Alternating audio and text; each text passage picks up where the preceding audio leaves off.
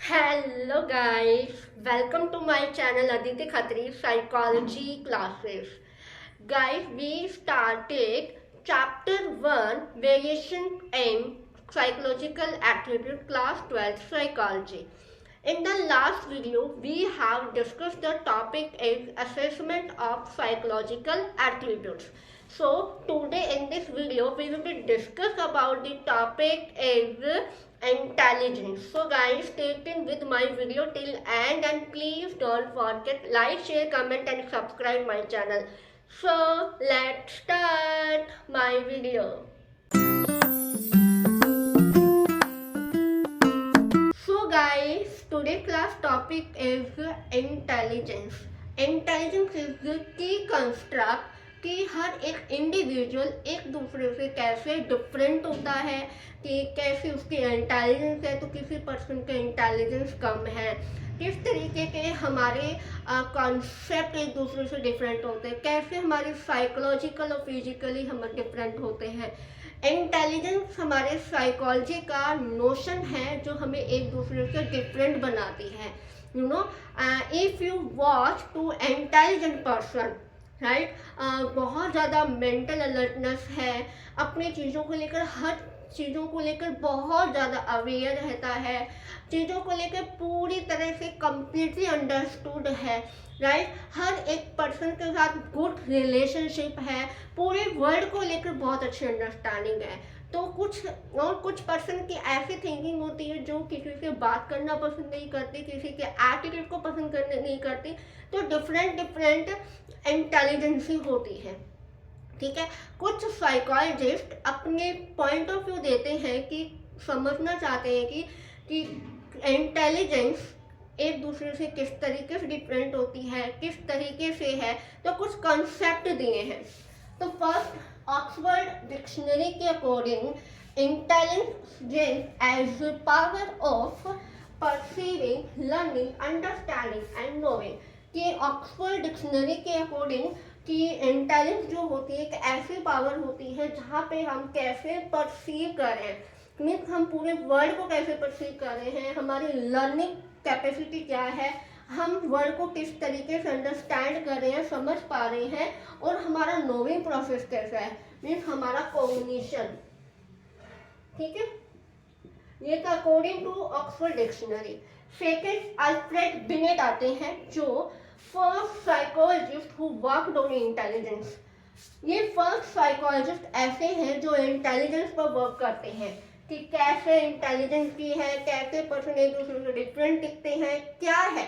तो ये बताते हैं, इन्होंने डिफाइन किया है इंटेलिजेंस को, द एबिलिटी टू जज well, understand well and reason well. कि ऐसे पर्सन जो कि ऐसी एबिलिटी होती है जो अच्छे से जज करता है, ठीक है, चीज़ों को अच्छे से एनालाइज करता है, चीज़ों को अच्छे से अंडरस्टैंड कर पाता है वर्ड को लेके, एंड अच्छे से रीजन कर पाता, मतलब logical fact, critical fact, right, analytic करना, लॉजिकल फैक्ट को एड ऑन करना, कम करना, मैथमेटिकल कैलकुलेशन, मीन्स जो भी, ठीक है, कि वो पर्सन क्या है, इंटेलिजेंस है अकॉर्डिंग टू अल्फ्रेड बिनेट, ठीक है।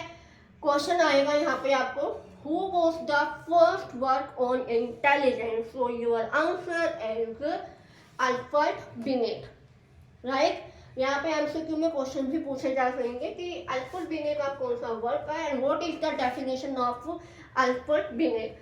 तो Alfred Binet, the ability to जज well, understand well and reason well, clear. And the second definition, Wechsler. Wechsler, the intelligent test is widely used. Wechsler का intelligent test है जो widely use किया गया है, राइट। इनके according understood intelligence terms of functionality, मतलब जब हमें इंटेलिजेंस को समझना है तो फंक्शनैलिटी के रूप में समझना है। कैसे?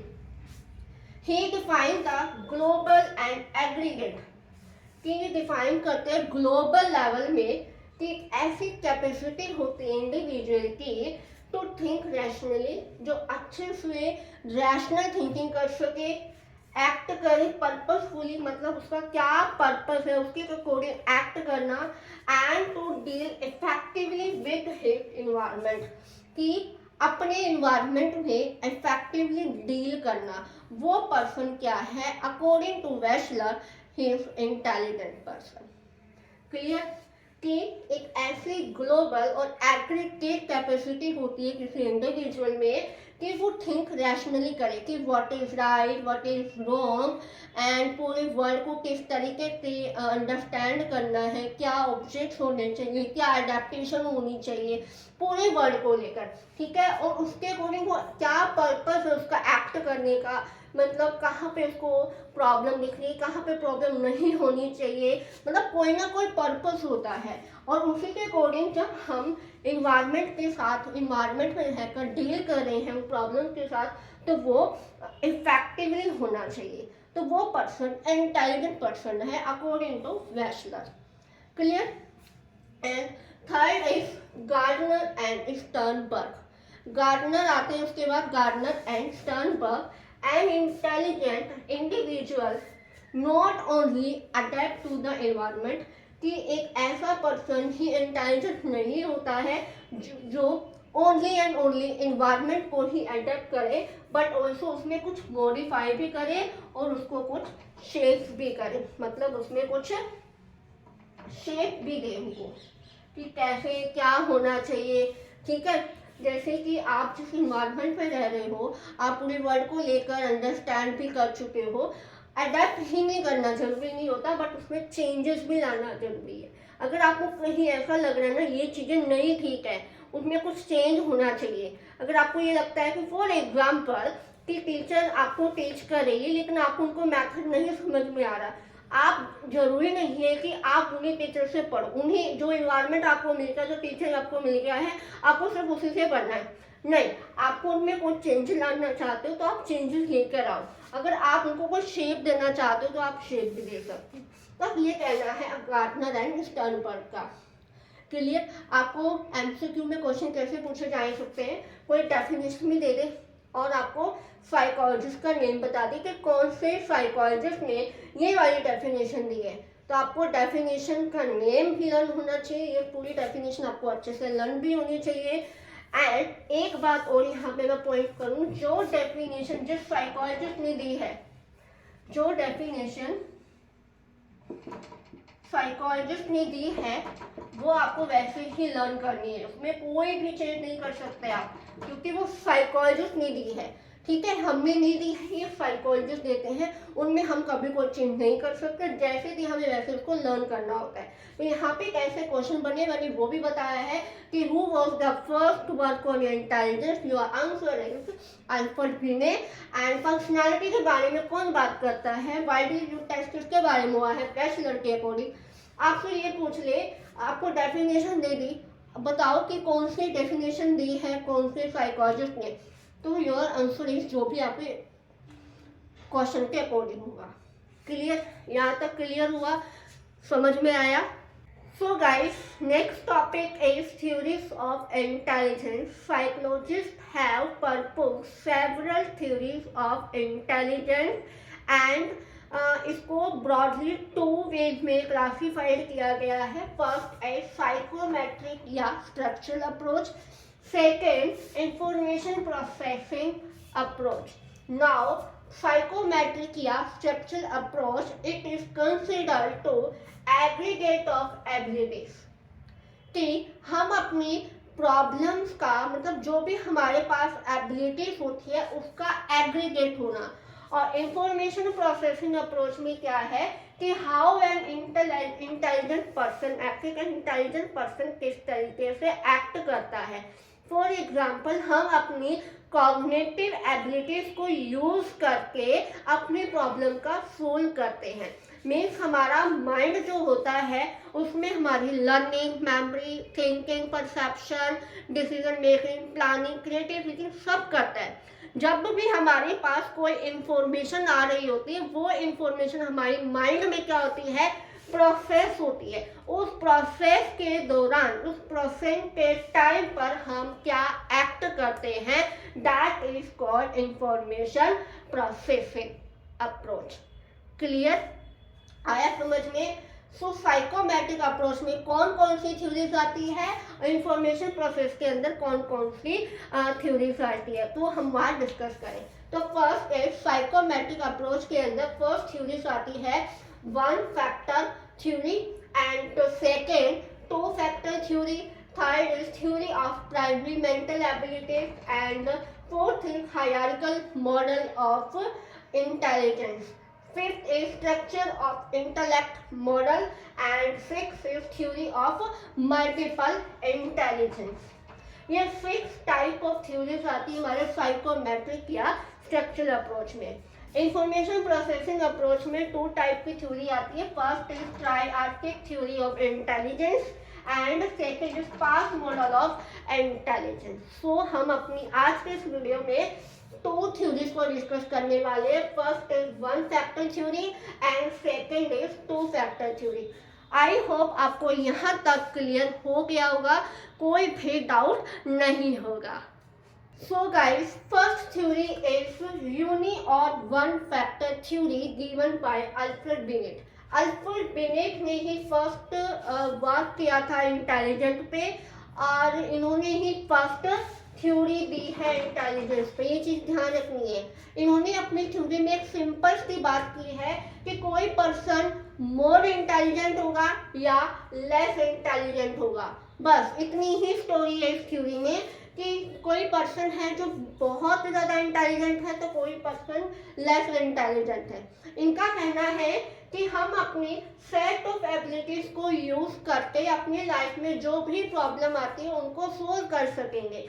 मतलब आप कोई भी एबिलिटीज लगा लो, ठीक है। जैसे फॉर एग्जाम्पल मुझे आपकी क्लास का रिकॉर्ड बनाना है, ठीक है। आपकी एक्टिविटी, ठीक है, आप एक्टिविटी क्या करते हो, आपका बिहेवियर क्या है क्लास के अंदर, ठीक है, एंड आपकी अटेंडेंस कितनी है क्लास के अंदर, ठीक है, आप अपने फ्रेंड्स के साथ आप कितने हेल्पफुल हो, ठीक है। मैं सबको 20 ये क्राइटेरिया मैंने डिसाइड किए, टोटल हो गए 60। अगर 60 आउट ऑफ 60 आते हैं तो आप मोर इंटेलिजेंट हो। अगर आपको 60 में से 30 आते हैं तो आप क्या हो, लेस इंटेलिजेंट, तो आप इंटेलिजेंट नहीं हो। क्लियर? तो यहाँ पे हमने सेट ऑफ एबिलिटीज ले लिया, क्राइटेरिया हमने ऐसे डिसाइड कर लिया। अगर आपको के मार्क्स 60 आउट ऑफ 60 आते हैं तो आप मोर इंटेलिजेंट हो, और आपको 60 में से 30 मार्क्स आते हैं तो आप क्या हो, लेस इंटेलिजेंट हो, ठीक है। यही अब इसको वन फैक्टर थ्योरी क्यों कहा जाता है, क्योंकि वन फैक्टर क्या है, इसमें या कोई पर्सन मोर इंटेलिजेंट है या फिर कोई पर्सन लेस इंटेलिजेंट है, बीच की कोई भी स्टोरी नहीं है। That is the reason of we are called one factor theory। Clear?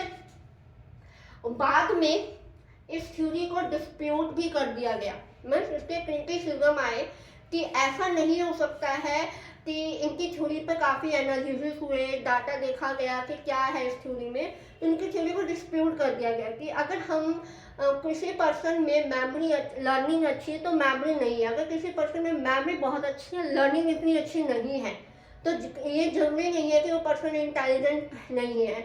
तो इसकी थ्योरी को क्या है, डिस्प्यूट कर दिया। बाद में चार्ल्स, उसके बाद सेकंड थ्योरी आती है, ठीक है। सेकंड थ्योरी आती है two factor theory given by Charles Spearman 1927 में। ये थ्योरी बताते हैं कि वो पर्सन इंटेलिजेंट होगा जिसमें ये 2 फैक्टर होंगे, ठीक है। जी फैक्टर और एस फैक्टर होते हैं। जी फैक्टर जो जनरल होता है और एस फैक्टर जो स्पेसिफिक होता है। जनरल फैक्टर जो हम सभी में कॉमन क्वालिटीज होती है, जो कॉमन फैक्टर्स होते हैं, और एस फैक्टर जिसमें जी फैक्टर बहुत ज़्यादा हाई होता है, ठीक है। फॉर एग्जाम्पल एक्सीलेंट सिंगर हो गए, एथलीट हो गए, जैसे हमारे सिंगर है, फॉर एग्जाम्पल नेहा कक्कर हो गई, ये हमारी सिंगर है ना, नेहा। एक अरिजीत सिंह लगा लो, मुझे ज़्यादा याद नहीं है सिंगर के नेम, नेहा कक्कर, अरिजीत सिंह, ये क्या है, बहुत ही टॉप ये हमारे सिंगर हैं, है ना, बहुत अच्छे, मतलब इनकी गाने की लिरिक्स की म्यूजिक बहुत ज़्यादा अच्छा गाना गाते हैं, राइट। हम भी सॉन्ग गाते हैं डेली, बट हमारी वो वाली एक्सीलेंट सिंगर नहीं है कि उनका जो स्पेसिफाई ये फैक्टर वो बहुत ज़्यादा हाई होता है, ठीक है। जस्ट टेक एन एग्जाम्पल दिया है मैंने यहाँ पर, ठीक है। आया समझ में, कहीं भी कोई भी डाउट है, इसलिए क्या है कि 2 फैक्टर थ्योरी कहा जाता है और इसको 1 फैक्टर थ्योरी कहा जाता है। क्लियर, आया समझ में।